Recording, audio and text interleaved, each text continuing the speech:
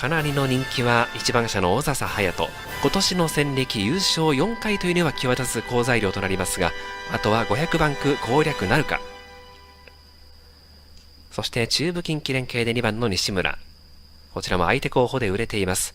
どこの開催でもいい走りでまとめ上げています2番の西村。ただいまより発送いたします。